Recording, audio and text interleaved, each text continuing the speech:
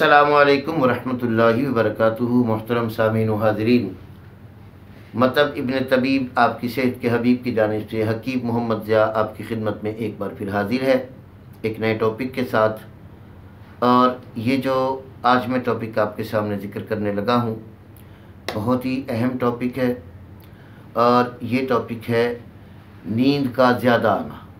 नींद का ज़्यादा आ जाना आपके आसाब की हद से ज़्यादती है। जैसा कि छोटा बच्चा, समझिएगा मेरी बातों को, ये बातें बड़ी प्यारी लगेंगी आपको। छोटा बच्चा जब दूध पीता है, कस्टर्ड खाता है, फिर नहीं खाता है और लिक्विड चीज़ें लेता है, सिरिलैक पीता है, तो इन दूध के अंदर चूँकि अल्लाह पाक ने आसाब की क़ुव्वत रखी है और आसाब के अंदर अल्लाह पाक ने ग्रोथ की क़ुव्वत रखी है। जैसे पौधों को पानी लगाते हैं ना तो वो बड़े हो जाते हैं। अच्छा, आपने कभी छोटे बच्चे को मुर्ग मुसल्लम खिलाया? दूध पीता बच्चा हो, उसे कहो जी ये कढ़ाई है जी, ये मटन है जी, ये खा लो, ये ज़रा दही भल्ले खाओ। क्यों? कानून ही नहीं है, खा ही नहीं सकता, होंठ पक जाएंगे, जलेगा, रोएगा।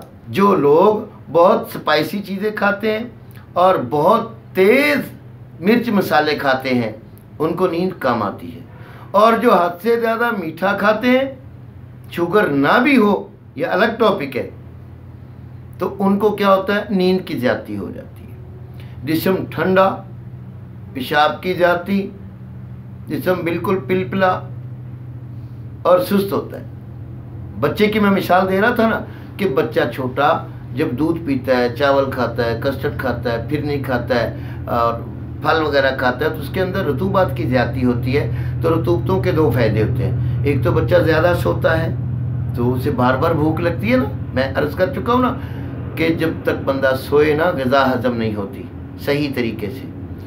तो वो बच्चा इधर फीडर लिया और सो गया, उठा तो फिर रो लिया, फिर फीडर ले लिया, चंद मिनट खेला, फिर सो गया।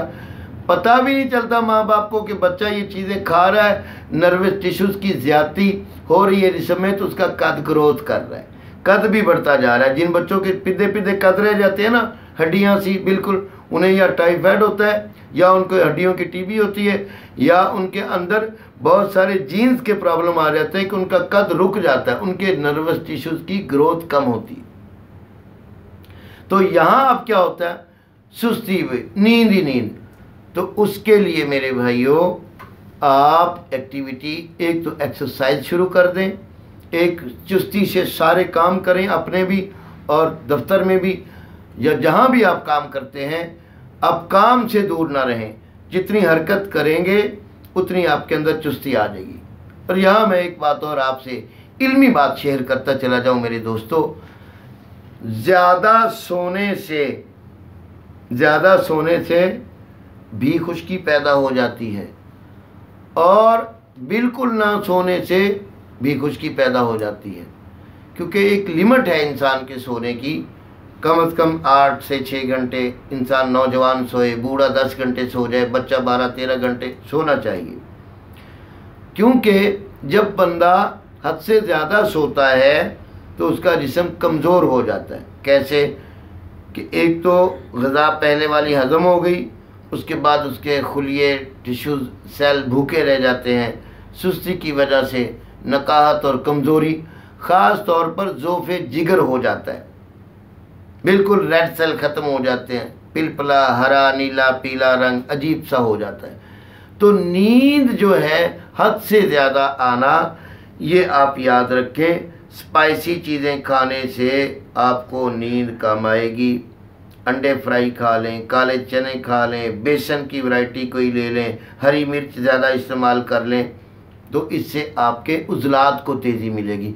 आपके जिस्म में जो माई मादा, पानी, बलगम बढ़ी हुई है, वो रेड सेल में बदल कर आपको गर्माइश मिलेगी, आपका जिस्म भी एक्टिव हो जाएगा और नींद भी कम हो जाएगी। इसी तरह जिनको नींद नहीं आती वो ये स्पाइसी चीज़ें और गोश्त, अंडे फ्राइयाँ छोड़ें।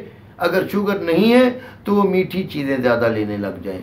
आप यकीन जानें, कद्दू का जूस सुबह शाम 1 गिलास आप पीते रहें, 10 दिन में आपको पुरसुकून नींद आना शुरू हो जाएगी। और अगर आप हद से ज़्यादा सो रहे हैं تو آپ کو پھر درد ہوگی، پٹھوں کی درد بھی ہوگی، قبض بھی ہو جائے گی، معدہ بھی خراب ہوگا، اور آپ یقیناً ایسی گمبھیر امراض میں چلے جائیں گے کہ آپ کو بہت ساری مصیبتیں آ سکتی ہیں۔ تو عزیزان محترم، نیند کا زیادہ آنا بھی آپ کے اعصاب کی تیزی ہے، آپ کے جسم میں ٹھنڈک کی علامت ہے، آپ کے جسم میں رطوبت اور مائی مادے پانی کی زیادتی کی علامت ہے۔ میٹھی چیزیں کم کھائیں، لکوڈ چیزیں کم لیں، کھٹاس اور اسپائسی چیزیں زیادہ کھا لیں، آپ کو نیند اعتدال پہ ہو جائے گی۔ انہی الفاظوں کے ساتھ حکیم ضیاء کو اجازت دیجیے۔ اگر کسی دوست کو کوئی مسئلہ سمجھ نہ آئے یا غذا سے سمجھ نہ پائے تو وہ رابطہ کیجیے گا۔ السلام علیکم ورحمۃ اللہ وبرکاتہ۔